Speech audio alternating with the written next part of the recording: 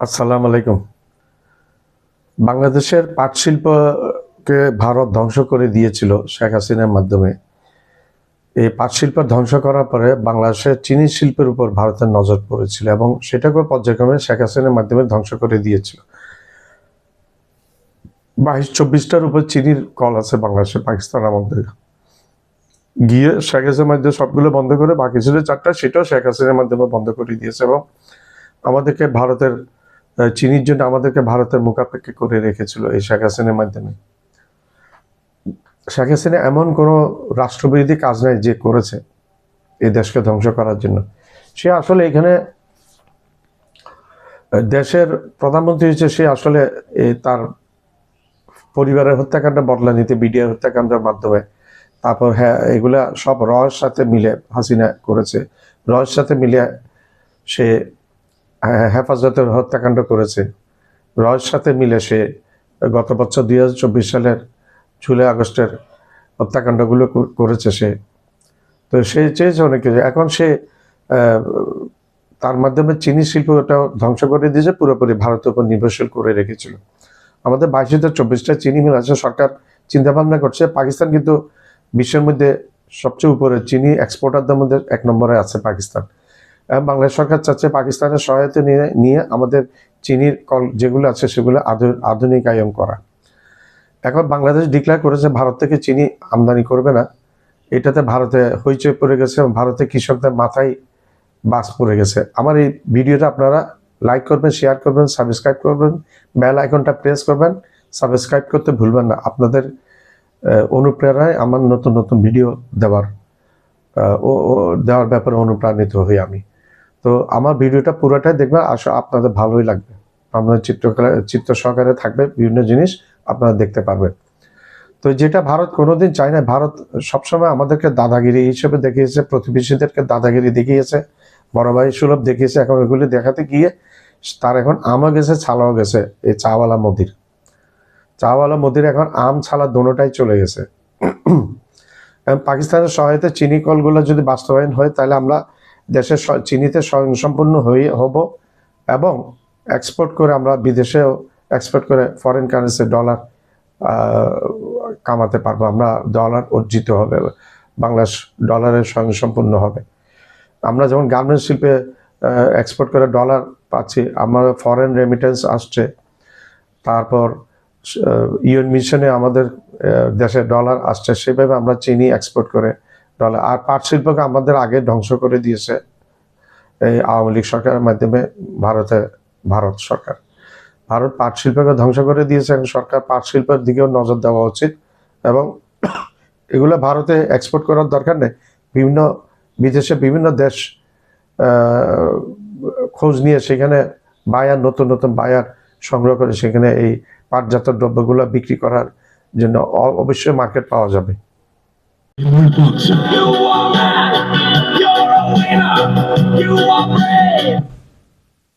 বাংলাদেশের পাট শিল্পকে ধ্বংসের পর ভারতের চোখ পড়ে বাংলাদেশের চিনি শিল্পের উপর।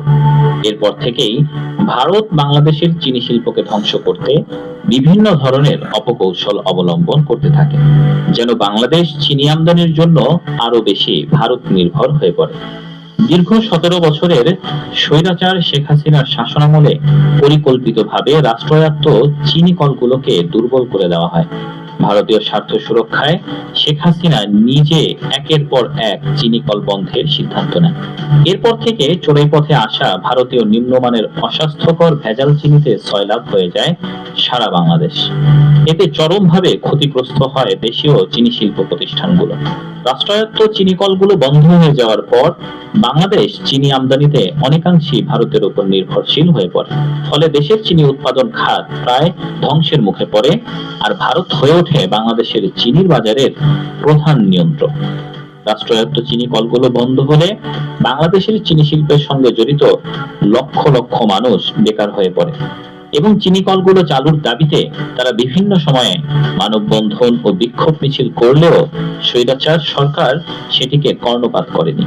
তবে অন্তর্বর্তীকালীন সরকার ক্ষমতায় আসার পর আবারও রাষ্ট্রায়ত্ত 9টি চিনি কল পুনরায় চালুর ঘোষণা দিয়েছে। একই সঙ্গে ভারত থেকে চিনি আমদানিতে নিষেধাজ্ঞাও আরোপ করেছে বাংলাদেশ। যেটি নিয়ে উদ্বেগ দেখা দিয়েছে ভারতীয় রপ্তানিকারকদের মধ্যে।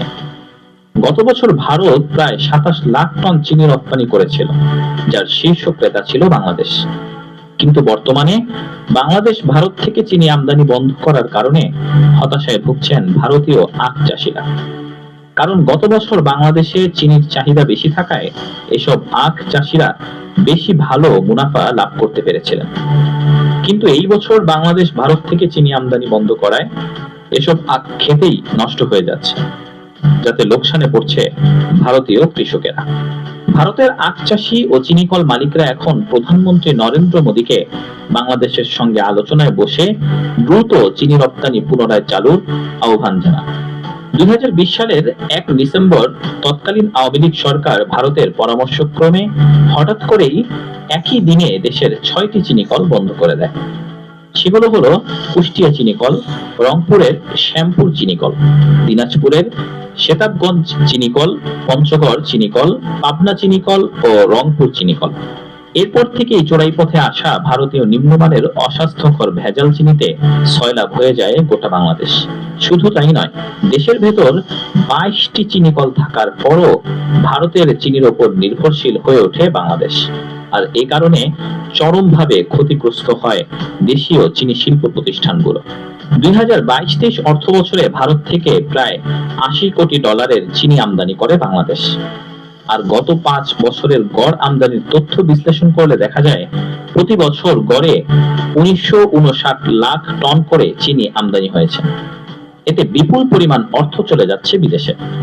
অন্যদিকে চিনিকল বন্ধ হয়ে যাওয়ায় বেকার হয়ে পড়ে হাজারো মানুষ। এছাড়া শ্রমিক, কর্মচারী ও আখ চাষি সহ প্রত্যক্ষ এবং পরোক্ষভাবে প্রায় 5 লাখ মানুষ ক্ষতিগ্রস্ত হয়। চিনি কলগুলো বন্ধ হওয়ায় বাংলাদেশ চিনি আমদানির জন্য পুরোপুরি ভারত নির্ভর হয়ে পড়ে। এরপর থেকে ভারত বিভিন্ন সময়ে বাংলাদেশকে চাপে ফেলতে চিনি রপ্তানির ওপর নিষেধাজ্ঞা আরোপ করে। বিভিন্ন সময়ে চিনি রপ্তানির ওপর ভারতের আকস্মিক নিষেধাজ্ঞার কারণে বাংলাদেশে হুটহাট করে চিনির দাম বেড়ে যায়। পাকিস্তান আমলে দেশের উত্তরাঞ্চলে সেই সময়কার সর্বাধুনিক প্রযুক্তি ব্যবহার করে স্থাপন করা হয়েছিল রাষ্ট্রায়ত্ত চিনি কলগুলো। সে সময় দক্ষিণ এশিয়ার শীর্ষ চিনি রপ্তানিকারক দেশ ছিল বাংলাদেশ। দেশের অভ্যন্তরীণ চাহিদা মেটানোর পাশাপাশি বিদেশেও চিনি রপ্তানি করা হতো বাংলাদেশের চিনি। এমনকি তৎকালীন সময়ে পূর্ব পাকিস্তান থেকে পশ্চিম পাকিস্তানে চিনি রপ্তানি হতো। 1965 সালে বাংলাদেশে চিনি কলগুলোতে প্রতিদিন প্রায় 30,000 মেট্রিক টন চিনি উৎপাদন হতো। কিন্তু পরবর্তীতে বাংলাদেশ স্বাধীন হলে ভারত বাংলাদেশের রাজনৈতিক অস্থিরতার সুযোগ নিয়ে পাট ও চিনি কলগুলোর নিয়ন্ত্রণ নিয়ে নেয়, যার ফলে বাংলাদেশের প্রচুর মানুষ বেকার হয়ে যায়। কিন্তু পরবর্তীতে হাসিনা সরকার ক্ষমতায় এসে দেশের মধ্যে চালু থাকা অবশিষ্ট 6টি চিনি কলও বন্ধ রাখার নির্দেশ দেয়।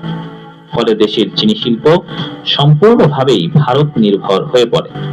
চিনি কলগুলো বন্ধ রাখার কারণে বাংলাদেশের চিনির চাহিদার প্রায় 96%ই ভারত থেকে আমদানি করতে হতো, যার ফলে চিনির বাজারের উপর বাংলাদেশের কার্যত কোনো নিয়ন্ত্রণ আর থাকেনি। ভারতের ইচ্ছে মতো বাংলাদেশে চিনি রপ্তানি বন্ধ বা দাম বৃদ্ধি করলেও বাংলাদেশের হাতে বিকল্প কোনো উপায় থাকতো না। স্বৈরাচার হাসিনা সরকারের পতনের পর ডক্টর মোহাম্মদ ইউনূসের নেতৃত্বাধীন অন্তর্বর্তী সরকার ভারত নির্ভরতা কমাতে বিভিন্ন উদ্যোগ নেয়। এরই অংশ হিসেবে দেশের বন্ধ হয়ে যাওয়া চিনি কলগুলো পুনরায় চালুর উদ্যোগ গ্রহণ করা হয়। সরকারের শিল্প উপদেষ্টা আদিলুর রহমান খান জানান, অন্তর্বর্তী সরকার দেশের 6টি বন্ধ চিনি কলে উৎপাদন পুনরায় চালুর জন্য সক্রিয়ভাবে কাজ করছে। তাছাড়া পাকিস্তানের সহযোগিতায় বাংলাদেশের চিনি কলগুলোকে আরো আধুনিক করার চেষ্টা চলছে। বর্তমানে পাকিস্তান বিশ্বের অন্যতম শীর্ষ চিনি রপ্তানিকারক দেশ। পাকিস্তান বিশ্বের 42টি দেশে চিনি রপ্তানি করে। গত মাসে পাকিস্তানের বাণিজ্য মন্ত্রী জাম কামাল খানের সঙ্গে বাংলাদেশের বাণিজ্য মন্ত্রী শেখ বশিরউদ্দিনের এক বৈঠকে বাংলাদেশের চিনি কলগুলো আধুনিকায়নের প্রস্তাব দেয় পাকিস্তান। পাকিস্তানের সহযোগিতা পেলে বাংলাদেশ চিনি উৎপাদনে স্বয়ংসম্পূর্ণতা অর্জন করতে পারবে, যা ভারতের ওপর নির্ভরশীলতা কমাতে গুরুত্বপূর্ণ ভূমিকা রাখবে।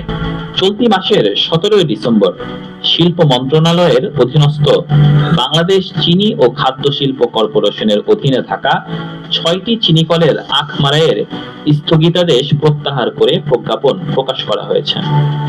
প্রজ্ঞাপনে বলা হয়, মারাই স্থগিতকৃত চিনিকল সমূহ পুনরায় চালু করার জন্য ও চিনিকল লাভজনকভাবে চালানোর নিমিত্ত সুনির্দিষ্ট প্রস্তাবনা প্রণয়নের লক্ষ্যে গঠিত টাস্ক ফোর্সের সুপারিশ ও মতামতের আলোকে পর্যাপ্ত আখ প্রাপ্তির সাপেক্ষে প্রথম পর্যায়ে শ্যামপুর, সেতাবগঞ্জ চিনিকল, দ্বিতীয় পর্যায়ে পঞ্চগড় ও পাবনা চিনিকল এবং তৃতীয় পর্যায়ে কুষ্টিয়া ও রংপুর চিনিকলের মারাই কার্যক্রম পুনরায় চালুকরণের লক্ষ্যে উপর্যুক্ত স্থগিতাদেশ প্রত্যাহার করা হলো। এ ঘোষণায় ইতিমধ্যে শুরু হয়েছে ব্যাপক কর্মযজ্ঞ। সরকারের শিল্প উপদেষ্টা আদিলুর রহমান খান চিনিকলগুলো পরিদর্শন করেছেন। ফলে এসব চিনিকলে কর্মরত কর্মচারী, আখ চাষী এবং স্থানীয় মানুষ নতুন আশার আলো দেখতে শুরু করেছেন। চিনিকলগুলো চালু করার ফলে দেশে যেমন কর্মসংস্থান বৃদ্ধি পাবে, তেমনি আমদানি নির্ভরতাও কমবে। এতে বেঁচে যাবে দেশের বড় অঙ্কের অর্থ। ধীরে ধীরে বাংলাদেশ হয়ে উঠবে স্বয়ংসম্পূর্ণ। এদিকে একে একে ভারতের হাত থেকে মুক্ত হতে চলেছে বাংলাদেশের বিভিন্ন শিল্প খাত। এবার চিনি নিয়েও ভারতের দম্ভ চূর্ণ বিচূর্ণ হয়ে যাবে বলে মনে করছে সংশ্লিষ্টরা।